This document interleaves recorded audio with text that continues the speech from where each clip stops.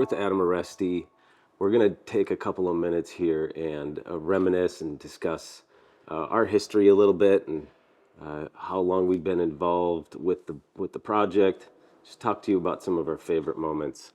So we've been involved with St. Gabriel's dating back from June of 2019. And you said, hey, this looks like a great project. We should try to get involved. So I reached out to the property manager at the time, the community manager. There was a satellite office at 384 Washington. Yep. So we scheduled some time to go over there. Later on, a couple of weeks later, we showed up. We chatted them up a little bit, talked to them about how excited we were about the project. There was all the historic photos on the wall, all the little tchotchkes. Yeah, and the guy there was great, and he welcomed us, and we ended up scheduling some time to go see the place. So that was October 2019. Yeah, the first time we came here. It was just a big mud pit at the time. Yeah, it rained like 2 inches the day before. Yeah, it was crazy. We show up and it was this building, monastery, and then everything else was just framed out, and we weren't even able to see it yet. I don't think we even came into this building. I don't think it was a hard hat. It was probably walking around as a hard hat tour. Yeah, outside. Inside here, we couldn't even get into. And I think Overlook East was mostly framed up. It just, we couldn't go in there either. But a couple of things I remember about the landmark that I loved was the makeshift gym that they had downstairs. If you remember, there was like the catacombs downstairs in the basement. These old crazy like stone rooms with like, there was a makeshift gym here. There was tons of bike storage, if you remember, down there. Every single room was a different bike rack. Yeah. One quick story that I want to share is my assistant at the time, if you remember, Kate. I talked to her about coming on this tour, and we came here. And she, in classic Kate form, was in her like 3-inch pumps, and those shoes were destroyed. Just by the sinking in on every step. That's awesome. So funny. She, needless to say, she spent the afternoon scrubbing her shoes at the office. But so after the 2019 tour, we ended up getting the MLS exclusivity here back in October. In fact, we got those rights just before we made that visit. Oh, right on. We've taken so much footage of the property and of Maker Hall here, of course, because it's just so grand and beautiful. But we have, I just looked on my phone yesterday, I have like 5 gigs of photos of just St. Gabriel. I have 850 photos, but that might have to do with the fact that I lived here for a little over a year. That too, so talk to us quickly about that. Also, I moved in July 2021. I moved into the north building. We got, I think, probably one of the best units in the complex. Yeah, you were living large in like a 3-bed or something. Fourth floor, 3-bed. But as you guys know, the complex is built up on a hill. So our 4th floor view is really like a 15th floor high-rise view. And you could see the whole city, you could see all of Cambridge, and then you could see Northwest as well. So that was just our own little, castle in the corner. Yeah, that place was great. I remember visiting there too. It's a couple of other notable events that we did here.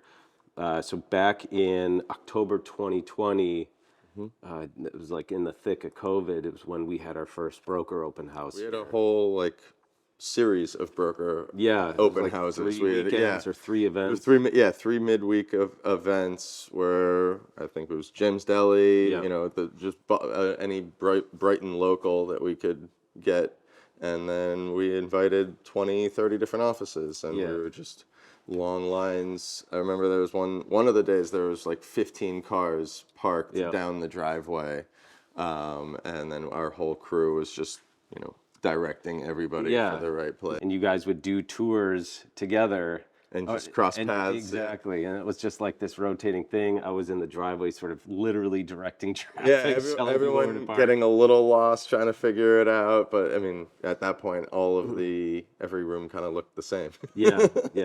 But that was their first taste of the Overlook. And I remember some of the, some of the expressions that we saw on some of these people's faces. They couldn't believe it. Dumbfounded. I mean, it's the same expression that we have whenever we walk into Maker Hall. As our jaw just kind of is on the floor. The view doesn't get old. So outside of that, some of the other events that we did the summer break, which was a great That event was a at the huge, pool. huge.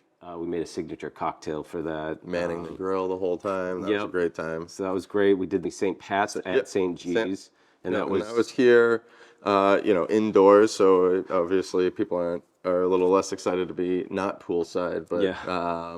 We set we a had great all the turnout. chocolates, we had the Yep. green beer, we had a good 30, 40 people roll through. Yes, it was another great turnout. And then, just talking about some of our other marketing efforts and the emailers and the social media stuff that we've done. The Wake Up Wednesday, that was one of the original St. Gabriel's email blasts that we did. So every Wednesday morning it was scheduled. And, I used to do all of the MailChimp stuff myself.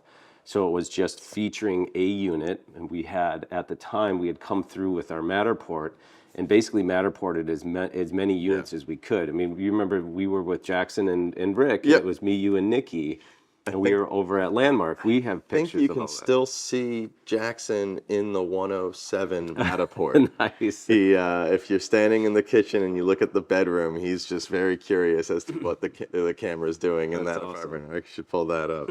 Yeah, so we have, so the Wednesday wake up email was basically, showcasing one of the units, but it would go out every Wednesday morning. And then, if you recall, I did the happy hour. So I think Yeah, it was the every beer sponsorship. Thursday. Yep, I went to a liquor store and just bought some local microbrews, and I would do in the on the Overlook mug. Yeah. I would do the beer, and then I would feature a unit there too. Yeah, fun fact, none of those were shot during happy hour. Those were often shot early morning. Yeah. So unfortunately, some beers were wasted. And poured All down, of them all were. of well, anytime even I was there, the beers Yeah. were poured down the drain Yeah. because I'm not drinking a beer before 11 a.m. We also had the landing page on our website. And I remember when we first introduced that, we got together with the Overlook team and our website team, and we created a really great landing page.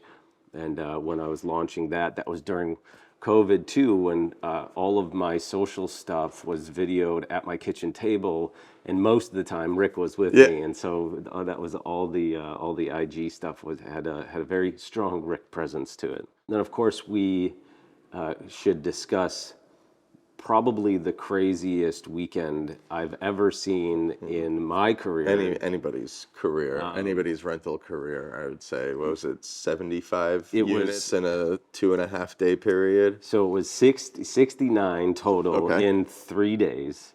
107 units rented in 1 month at Overlook North. It was North and West. Yep. And that was the most exceptional thing I've ever seen. And I remember shooting out an Instagram from Kingston a little prematurely and said, Kingston rented 16 units this weekend. And then I updated And then it I was think, to 16 units in the first 2 hours, and then it was 40 units in the first 12, Yeah. and it just I remember updating blew it up. once to like 34 units, and I got a text from one of our competitors, and he's like, "What the hell is going on over there?" And I was like, "Dude, I'd never seen anything like it before." So, and then once the dust settled, it ended up being 69 units. I mean, I usually make a spreadsheet of my yearly rentals. I remember making a spreadsheet specifically for that weekend because otherwise it was impossible to keep it all tracked. Yeah, it was. I thought there was something wrong with my email, just constantly beeping, constantly buzzing, and there was just another one. So I hope you enjoyed the little reminiscing that Adam and I did. I know we did. We just have such great memories of the property and our involvement, and we'd love to be a part of history here. It just means a lot to us. So we're thankful, we appreciate it, and thank you guys very much for the opportunity and the continued opportunity to work along with you. Thank you.